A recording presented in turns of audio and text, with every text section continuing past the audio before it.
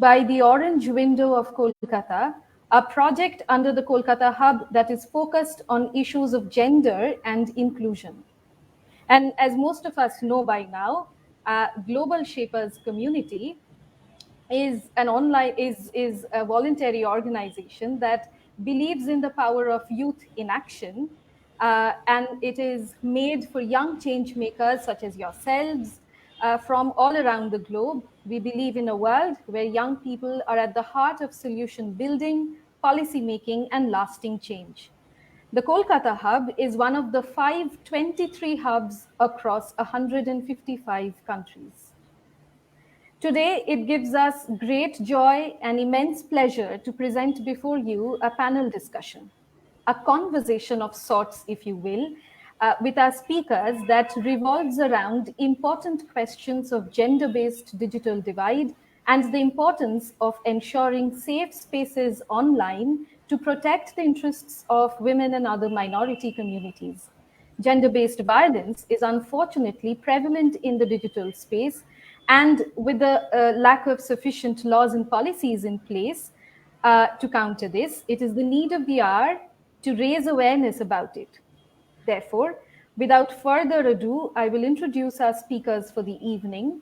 We have with us Meghjit Sengupta. He's an MPhil scholar at Jadavpur University. He's also a guest lecturer at Jadavpur University and Vedanta College. His preferred pronouns are he and they. Next, we have Aritra Chatterjee, who is a clinical psychologist and behavior science researcher. Her preferred pronouns are she or her. Megha is our third speaker this evening. She is a marketing manager at Tech Saki Point of View. Her preferred pronouns are she or they. I'm Monisha. I'm going to be your moderator for the evening. And just to, I think you know this by now, but just to sort of discuss this ahead of the discussion or the conversation. So each of you are going to get around 7 minutes to speak. I'm going to give you around 30 or 40 odd seconds in addition to that.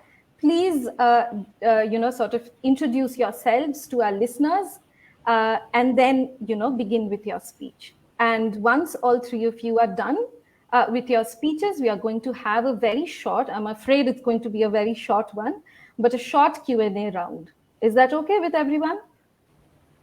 Yes, makes sense. Okay. Meghjit, do you want to go first? Yeah, am I audible? Yes, you're audible, you're visible, everything is okay. Yeah, sure. Hello, so my name is Meghjit Sengupta, and I'm currently a research scholar at Jadavpur University and a guest lecturer over there, along with Vedanta College. So thinking about the topic today, digital, equity, especially gender equity in the digital space. I personally, come from a background of sociology, and I wish to think through these processes, these sociological processes when I think about gender equity, especially in the digital space, right? So let's just go back to what the digital space actually entails. When we think of the digital space, right, it almost appears to us like a space of inclusion. It's a space which allows a lot of interactions, right? And it is also a space where we represent different forms of ourselves, right? We represent our own selves in different ways, right? So the digital space actually is a very fertile ground for individuals to develop, individuals to represent themselves, individuals to be who they are, right? So there are many ways in which we interact in the digital space, with the digital space, right? Within the different interstices of the digital space, right? And how we make sense of the digital space is also dependent upon how we make sense of our own selves at times, right? So how how we interact with our friends over Facebook is also a reflection of how we interact with them in real life, how we expect interactions, right? So when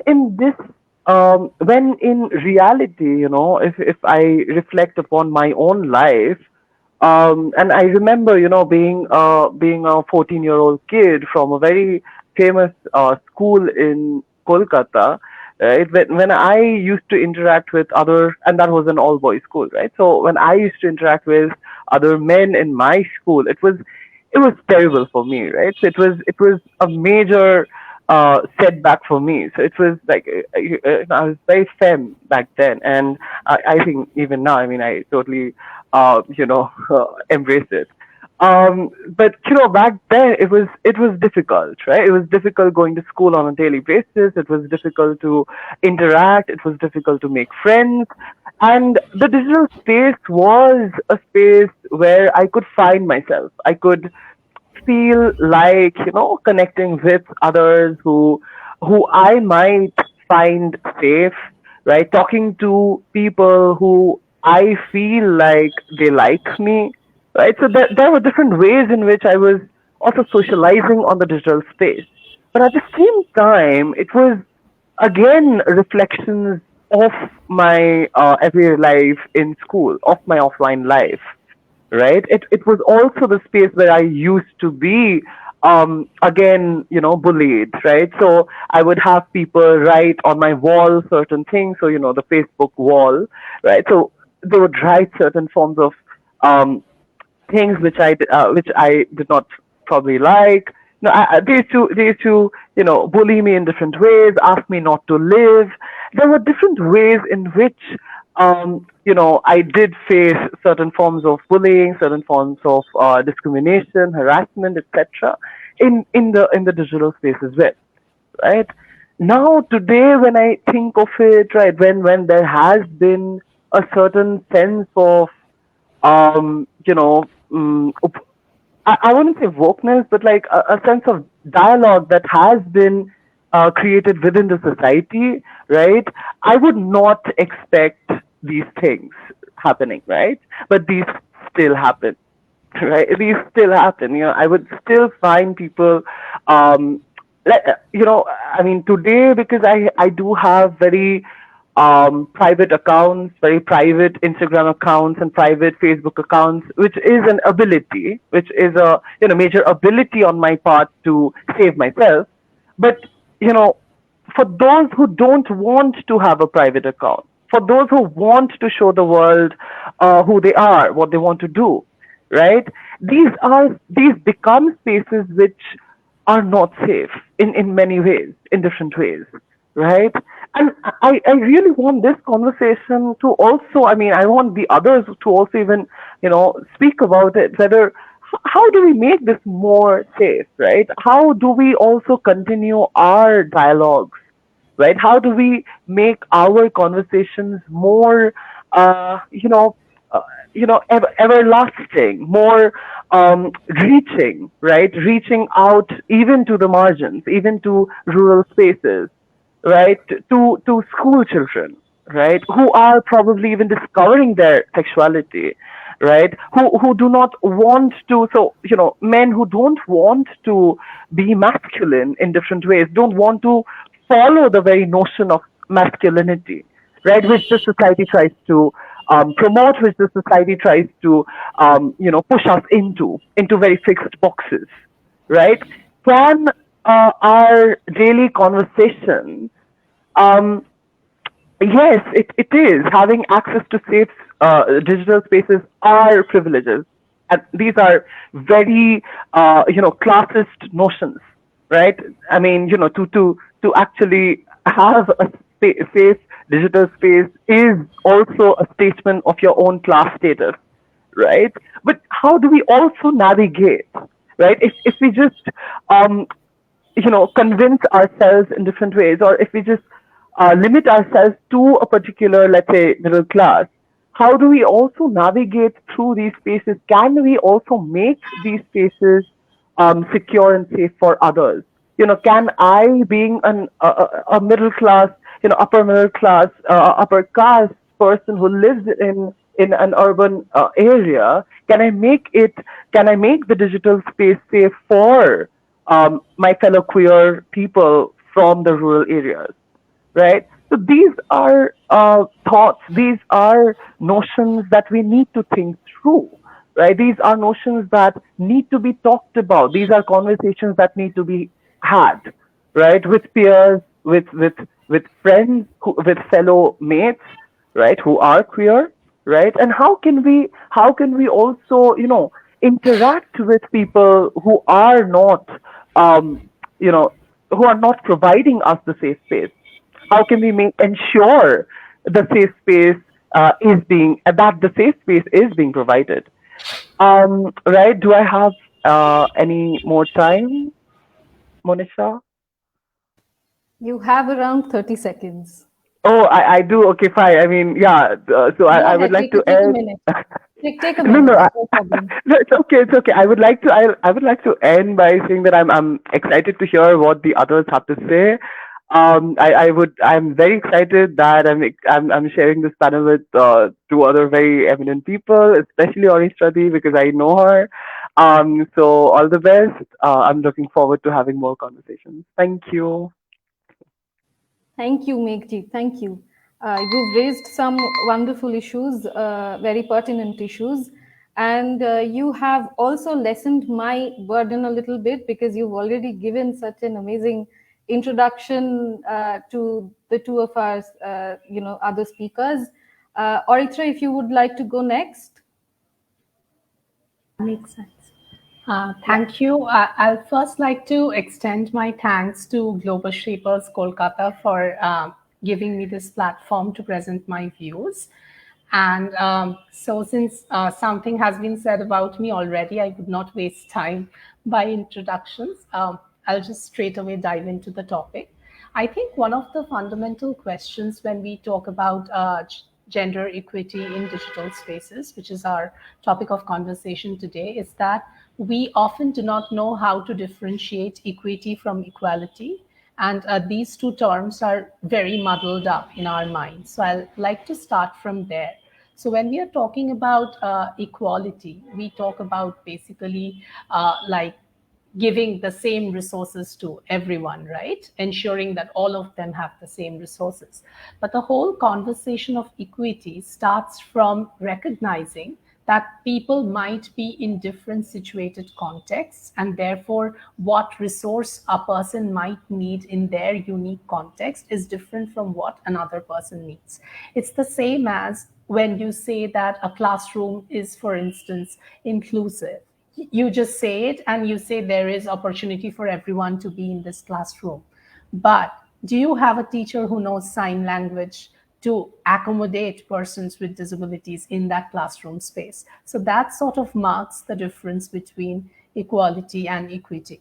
And I think when we are looking at gender equity in digital spaces, one of the very pertinent comments that came up was whether access to digital space is a privilege in itself, right? And on that context, I would also like to mention how digital literacy rates, even within the Indian context, are very often divided in terms of gender. And that has a lot to do with access to education, technology, which is also controlled in certain households, right, in a particular manner. So, who gets access to technology? Who gets a smartphone from the man of the house? Who does not get that smartphone? Who has to make do with a simple phone? All these mark very important conversations because even when we had the COVID-19 pandemic going on, we must not forget that there were a lot of girls, young girls, promising ones who could probably like see through high school and later carry on into college, who dropped out of education because their family did not want to spend money behind the digital equipments that would be required to sustain their education, right? So this and therefore when we sort of took up digital education as an emergency move as a country, did we think of equity? That's a very pertinent question because we just like marketed a solution almost in a universal manner, but we did not think whether it is necessary to tailor that solution to certain contexts. So I was thinking on that note. And also I feel that apps today mark the digital space in important ways. And since we are also talking about solutions, I think women's safety is something that has been taken up by certain apps in a very serious manner, in the sense that there are certain apps which cater to women's safety. And I think that is a fertile area for developers to look into. And another thing that comes into my mind is when we are accessing a digital space in our leisure, a lot of it is also social media, right? And one thing about digital space is that it's a very unregulated space, in the sense that one can just say anything to anyone and everyone. And even if community guidelines or certain sort of guidelines exist in these spaces, they are often not exactly followed through. Or in the Indian context, I must even say that since these guidelines are mostly in English, if someone, say, verbally abuses you in Bengali or Hindi or Marathi, then it's kind of hard to track down these comments in community guidelines, right? And we know that hate speech is also gendered. That is very inevitable from the kind of slangs we get to hear in our everyday lives, most being targeted at women and minority communities. So a lot of hate that flows in these digital spaces in the form of cyberbullying, in the form of abuse, is mostly targeted at women owning their agencies and their bodies in digital space, or even like presenting themselves as they want to, or this also extends to minority communities in a sense. And what happens is a lot of this unregulated hate just stays there. And I think therefore we have the need for linguistic expansion of community guidelines, so that the things that are being tracked down in terms of English can also be tracked down in other languages, which I don't see happening much yet in the social media spaces. And I think that's a very necessary development. Another thing that often happens is I think that like very gendered form of hate, in the sense of being sent unsolicited genitalia pictures in chats, which I think is a common experience of many women and minority communities in India. And like to make cyber reporting convenient, in the sense that when these comments or screenshots are taken to the police, they do not further harass the person who is taking them, rather making it easy for them to file the complaint and set the process easy. So I think that's also an area of good work, where we can actively work towards sensitizing the police personnel that this sort of hate is not just targeted at cis women, but also at other minority communities, as Megjit mentioned, femme, men, and that abuse does not have any gender of the perpetrator. It can be anyone. And to recognize and take stock of these abuses, I think that is very essential. And if we smoothen the legal procedures, I think then accessing justice becomes easier. So these are some of the thoughts that were coming to my mind when I was thinking about it. Also, I think I was also thinking of banking, for instance, because we have shifted to digital banking mostly. But even like in bank forms, when we see little addressals such as whether you have an option for MX or not, which is the gender neutral addressal, that simple move in itself can accommodate so many persons who do not fit into the binary. But when you do not see yourself getting reflected in a whole system, when you do not see your gender sexuality markers not reflected in a digital platform, how do you see yourself? Because as the previous speaker Megjit also mentioned, it's also a question of representation. So if I'm not represented in that digital space, my access and way of accessing it becomes qualitatively very different from someone whose majoritarian perspectives are represented there all the time. So I think these are important issues to think about. And we must also remember that it is not only adults who access digital spaces, but a lot of minors do. And women and minority communities who are like legally adults, they still have certain access to knowledge, infrastructure, and greater developmental maturity than minors. So for them, the space becomes even more hostile. So taking that up and building a space where minor people also feel safe, even dating platforms, for instance, where minor people can interact safely and can just, be themselves without any infringements or abuse, or without any sort of grooming. And we know that grooming is also a cyber offense that's pretty prevalent. So we have to think towards these. And I guess the fact that such a conversation is happening gives me hope that we will be finding solutions and keeping on working towards these goals. Yes. Thank you.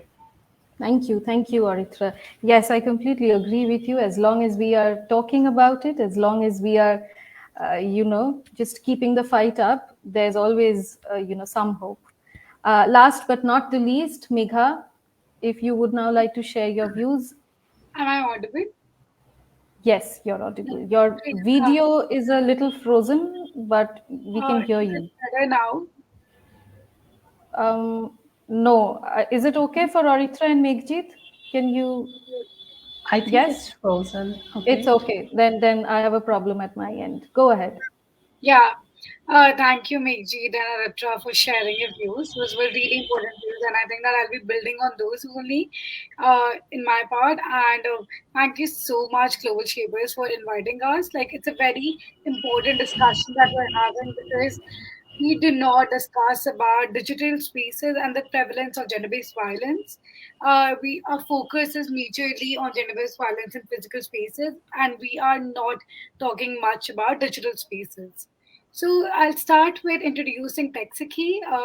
It's a program by Point of View. Texaki is an omni-channel helpline that provides accurate information and resources to women and LGBTQIA+ plus community on how to occupy digital spaces safely and freely. Currently, our services are in Hindi, and we'll be soon starting our services in Bengali, Marathi, and Tamil. So for us, it's very important that we provide accessible information to the community to occupy the spaces. Um, so like before we talk, I want to start with digital divide. I would like to share one of the case studies from our helpline that will help us in understanding how does digital gender divide and its relation with gender-based violence looks like. As per the Mobile Gender Report 2021 by GMSA, the gender gap in mobile money account ownership in India is 73%. Is one among the small percentage of women that who were able to access financial services. He came across an instant loan app where she was required to upload a selfie to officially register. After officially registering, Preeti received the instant loan. After receiving the loan, a day prior to the payment, she received a call from a representative from the company who threatened and blackmailed her on the call that a morphed image, the selfie that she had uploaded for registration, will be morphed, and sexually explicit images of her will be shared with her contacts and family members. The harassment did not stop even after the repayment. She did reach out, and then she reached out to Texaki to how to go about in terms of reporting. So Preeti experienced a financial fraud at the convergence of gender-based violence facilitated by technology. And this is not an uncommon story. And this is how like the gender-based violence does is prevalent in digital spaces. For us to understand that only 30% of women in India have access to mobile internet in comparison to 51% men. Whatever structures that we have made in physical spaces have been replicated to the digital world. I speak more and more we are spending time and we are entangled and dependent on technology. It also becomes avenues for gender-based violence to actually perpetrate. Violence against women, trans, and queer community is facilitated by technology, and it takes a lot of forms. Something like a blackmailing by threatening to publish sexual images, photos, or videos, or sharing images without the consent, or cyberbullying, or cyber stalking, or even using geotagging to locate individuals to inflict violence. Something like dating apps, as Aritra was mentioning, that dating apps are not very safe spaces for queer community. Trans profiles are flagged down arbitrarily. So, and also dating apps, the location is used for geotagging purposes to really locate individuals. So here, and we have seen that in the last couple of years that there has been a lot of increase in terms of consumption of mobile internet. And we are doing it through non-traditional ways such as voice searches, video searches, and we're also in terms of our regional languages too. So if you would see that Hindi has become one of the most commonly used language on digital spaces. The issue of the technology lies at the ownership. As Aritra was mentioning, that how the ownership is limited to certain people. That majority of people in India will have shared access to a phone. There will be one phone in the household, which is, and the access to the phone is defined by the cis male member of the household due to, but we've also seen that after the shift to online education there is an increase in social acceptance of women's access to digital spaces. This is only happening because now children require devices and internet to really for education purposes. But the technology that we're dealing and the threat that it poses, it really poses a threat to our freedom of expression, our well-being, and also our participation in public life. So the violence that is posed by these spaces is really not limited. There's just not one platform that the violence will be happening on. And there is no linear way of also understanding a violence done by digital spaces.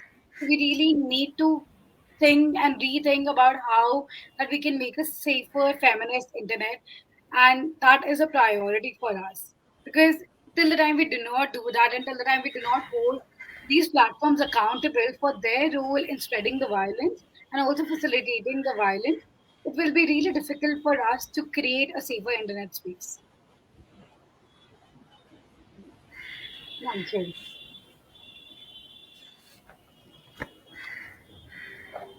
Thank you, Megha. Uh, I'm absolutely amazed that you're developing this. It's an app, right? No, it's not an app, it's a helpline. So It's a you can helpline. Okay. call us, and we'll also be soon launching our WhatsApp channel where if anybody has a query that we can share it on WhatsApp too. Right, right. That's wonderful. What I found from all three your speeches is something really amazing.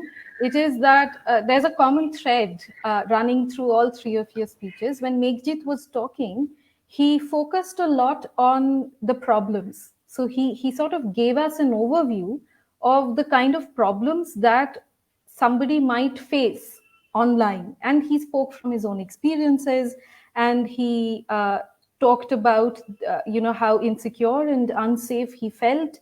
And I think in a lot of ways everybody listening in, everyone who is present today can relate in some form or the other to what Meghjit was saying. Oritra came and sort of gave us so many different approaches, and she spoke about so many different ways in which we can sort of try to achieve a more safe online space. And then Megha came and spoke about a very specific solution that her organization is working on. So this sort of it's a very complete picture that as a listener that I'm getting to see and hear, and that's really wonderful. To sort of jump into the Q&A, it's going to be a very informal Q&A. I was sort of thinking of asking you what in your own personal experiences does this gender-based violence, the kind of impact, or the kind of impact it has on minority communities in your own experience. And any one of you can jump in. Who wants to go first? Just sort of raise your hand. I think Okay, I can honestly, yeah, yeah, yeah. speak a bit about it because, like, I also interact a lot of people in terms of their mental health concerns, and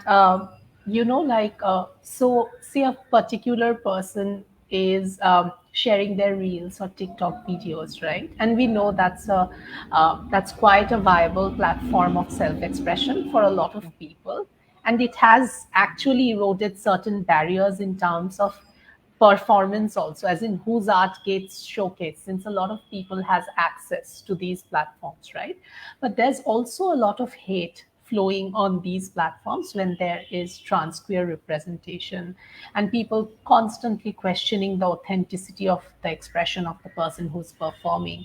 So what I have seen is a lot of people get very dejected, and I have even seen people going from very vibrantly sharing their videos to deleting all their videos and drawing into a cocoon where they really don't know how to handle all of that hate. And as much as there is support, there is mental health support, but that usually operates on a very individualistic model, in the sense that the person who's affected also has to be the person seeking support and bettering themselves. But I think the conversation we are having is important because it talks of also bringing about changes in this ecosystem. And I think this is like personally what I have seen. And even like it also happens to me, say someone just randomly crops up in my Facebook profile, and this person's profile is locked often, so I do not know who this person is, and states a random slur or comment. I remember we were, I think Majid was also there. We were presenting a paper at some conference, and Mm. all of a sudden, in the middle, there were some people who came in, intruded on the speaker, Yes. started hurling slurs, and the conference had to be closed down. And it was quite a frightening moment for all of us. So I think these experiences actually mark what you asked, like how unsafe it is, even from a personal point of view. Yes, yes, absolutely. Do Megha, do you want to pitch in?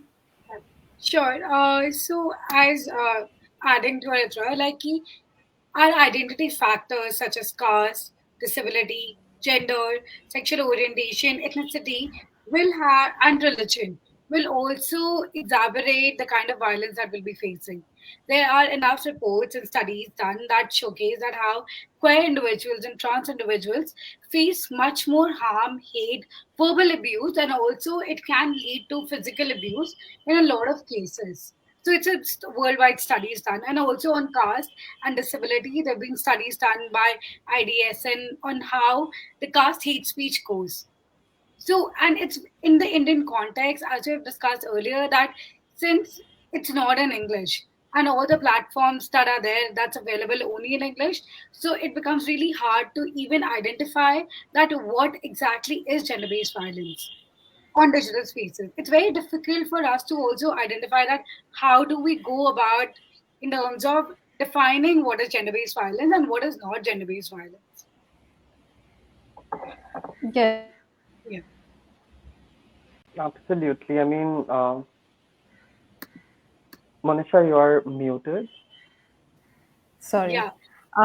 Yes, I said that I agree with Megha because, especially in Indian communities, the factors that differentiate us are so many that the intersectionality of these issues ultimately plays such a complicated, such a complex role that it's difficult to arrive at a very pinpointed solution that this is the solution for you. It's very difficult to arrive at that. And I think Meghjit was you were saying that at the beginning, that Yeah, I caste is mean, important, your gender is important, the kind yeah, of I mean, socioeconomic background.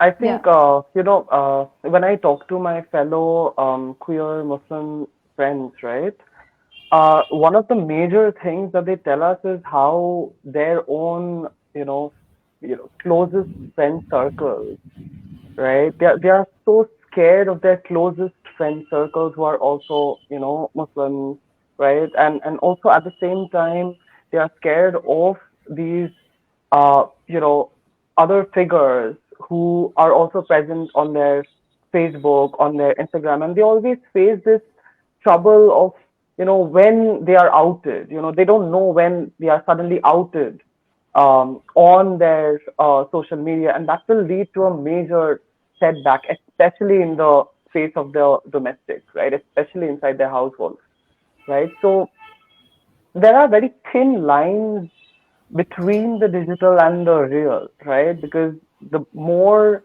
the world is being globalized, the more we have the internet connecting people, the more these lines are blurring, and we don't know where to stop and where to, end and where to begin, right? Where do we, draw the lines of interaction, or what lines should we draw? What colors these lines, right? What forms of intersections color our interactions on these spaces? So there are so many things that we need to think about, and this conversation is so important, I feel, right? And this needs to be out there. That there are so many intersections that color our worldviews, right? So I think here lies these conversations, right?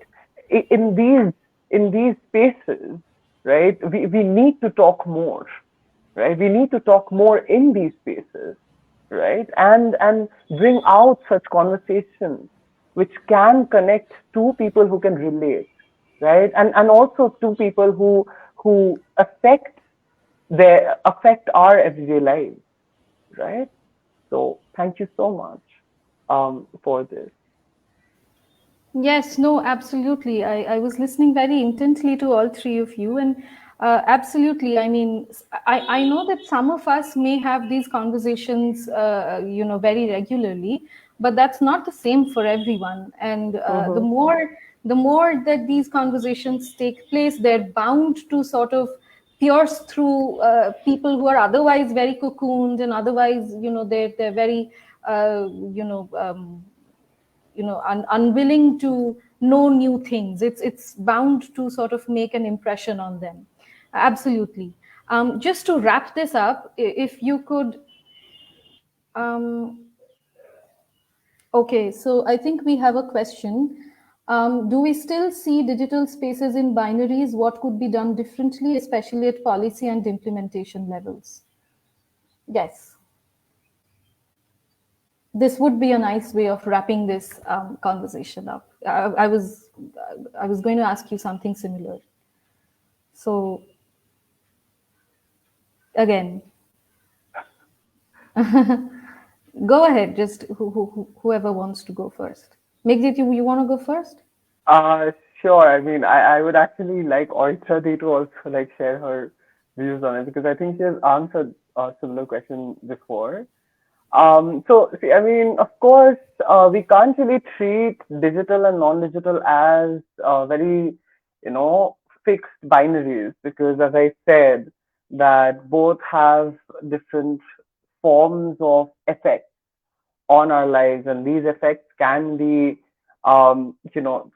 present on both these platforms. And of course, like, the digital also affects our real, as Arishtadi has said, that there were times when people actually faced major mental health issues, um, because of the digital space. I mean, I remember that particular conference which had to be, rescheduled. Orisa ji literally called me up, and she was telling me that, I think I just saw someone jerking off on camera, right? I just saw someone doing that.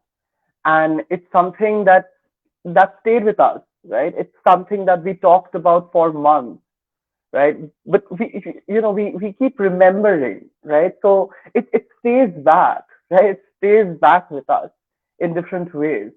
At the policy level, of course, I mean, cyber security is a major issue, but will cyber security also consider queer individuals as victims, or queer individuals at the helm of victimhood, or at the helm of being survivors of such violence, such digital violence?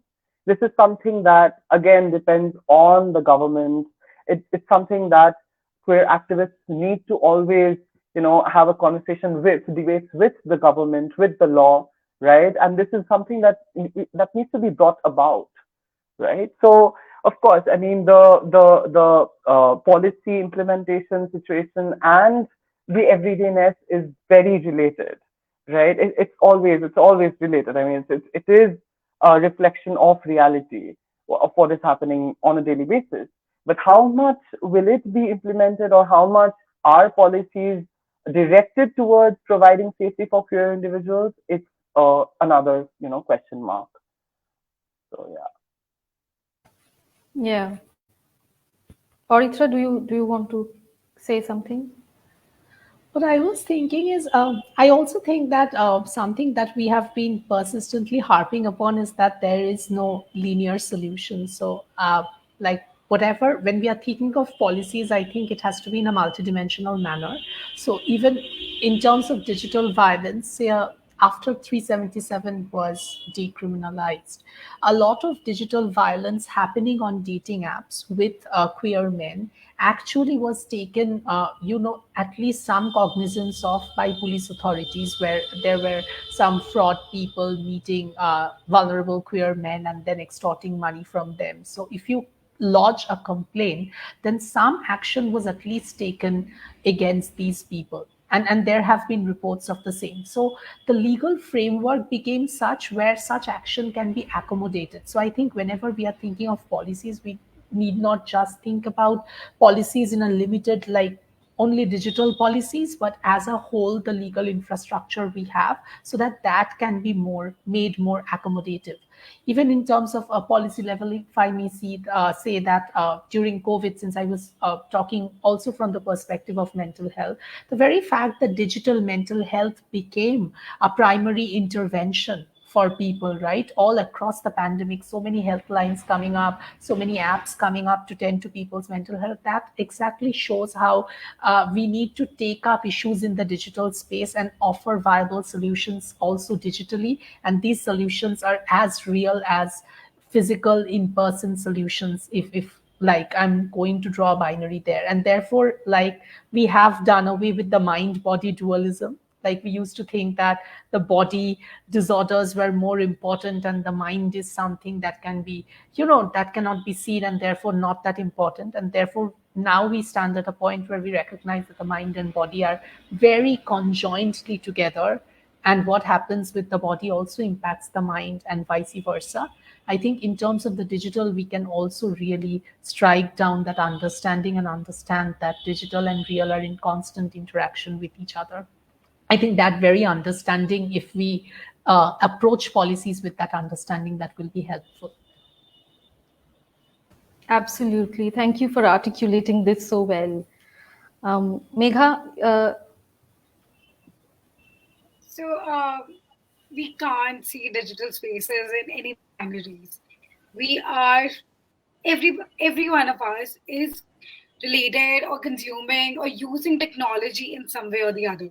It does not really have to be that I'm only using a smartphone that I am related to technology, but it could be a black and white phone and I'm still using technology. I could be being frauded by a simple SMS link, or it could be something that's happening on Instagram or anywhere else. So for us, it's very important that we broaden our definition about how what do we see as digital violence. It is a technology facilitated violence. There is going to be new and upcoming technologies that are going to be coming every time, and those technologies to become parameters of facilitating violence towards gender minorities. So for us, it's extremely important that we first start with that how do we expand our understanding about what is technology facilitated gender based violence, and also figure out what are the kind of resources that we would be required to support the victims.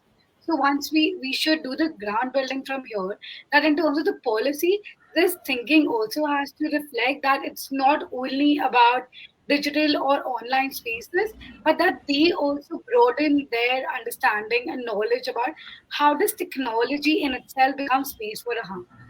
So I think that from there we can move about it. And the only thing that I think that we can done differently, and I think Meghji mentioned in the beginning of his talk that we need to introspect, like in terms of our understanding about digital violence, about technology, and also for whom is this technology built. So once we start introspecting on those levels, it will be easier for us to bring this thought process to the policy and implementation level. Then only we'll be able to broaden our approach when we ask that for whom the technology is built. Are we really centering people with disabilities when it comes to accessing technologies? Is it only built for somebody like me who's a temporary able-bodied person? And also, is it built for somebody like me that who can converse in English? So then that will also help us in ensuring that the representation is there, that it's not only for the very for yeah. So I think we can go from there in terms of policy and implementation levels. And thank you Absolutely. so much for holding this space. It's been we have been working on this since February 2022, and we like to tell you about the experiences and to tell about the callers that we've received. So it's so much important that we do have conversations about it and that they are able to seek support and they do not take, no, none of the victims take the route of self censorship.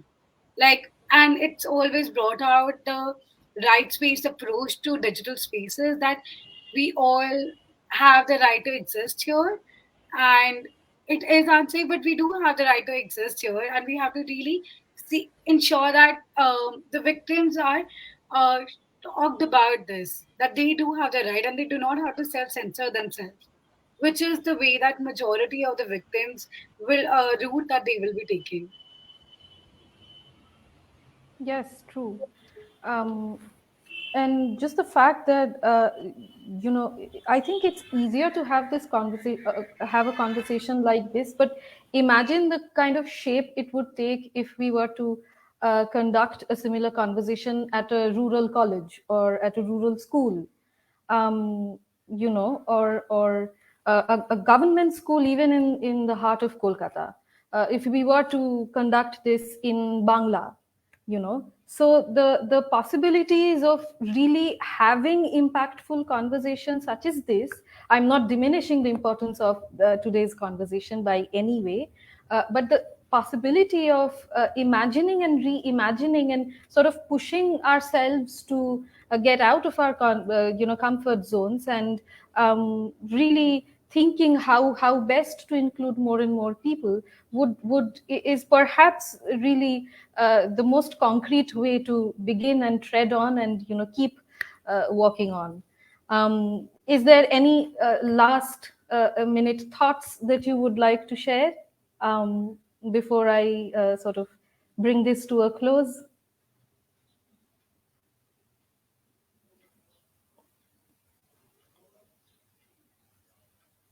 I'm taking that as a no. I Meghji, do you think want you to say? neatly summarized the reimagining and imagining thing. I think that was something that I would like to take forward in my life as something that I want to be accountable for and be able to do Yes, in my daily living and in my daily work to expand and grow out of our comfort zones, because it's true. quite easy to sit in an armchair and have these conversations and just log out, but to go out in the field and to actually have these translate to actions, Yes, I think that that is what we need to keep doing in individual capacities and in organizational capacities. absolutely. Any last minute thoughts from Megha and Meghjit?